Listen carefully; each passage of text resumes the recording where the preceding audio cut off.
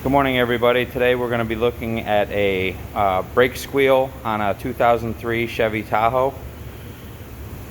It's a very light squeal. It had recently had pads and rotors replaced on it, and I believe it to be just one of the brake shims. Must be just barely touching the rotor. So we're going to take a quick look at it. The first thing we're going to do is remove the tire. The vehicle is already up on jack stands and off the jack. So the first thing we will do is remove the wheel cover. These are just plastic nuts that hold the wheel cover on.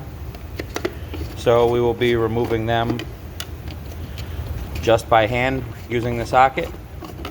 That's all they need. If you tighten them any more than that, they would just tear off.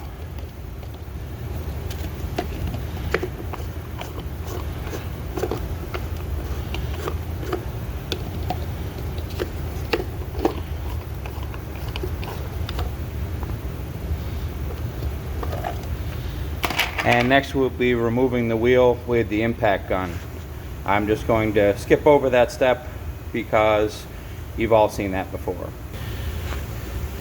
After getting the rear wheel off, I will next remove the brake caliper. So I've already loosened the bolts and I'm just going to finish taking them off.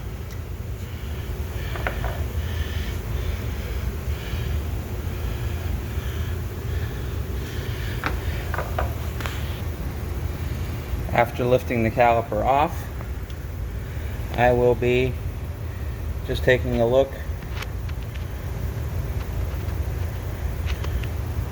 inside to see if there's any type of clearance issue anywhere with any of the shims.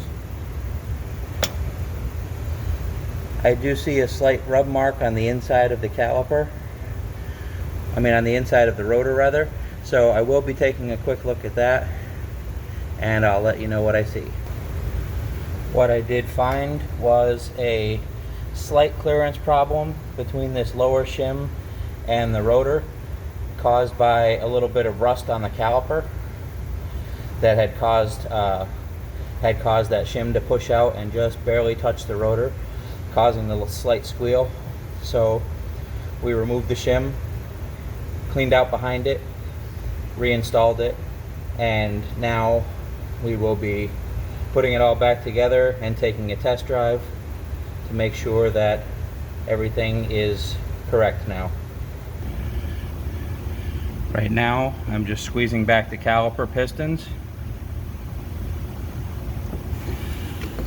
They weren't out very far, but just in the interest of getting to slide back together a little bit easier, I squeezed the pistons back.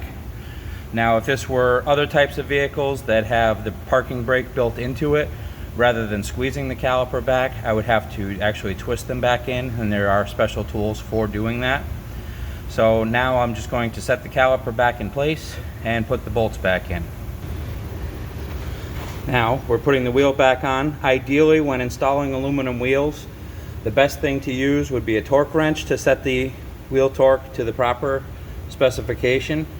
However, minimally, the best thing that you could use would be a torque stick, at least to allow some semblance of equality in torque among the wheels. So what we're actually looking at on the torque stick are those slash marks that you see right across here.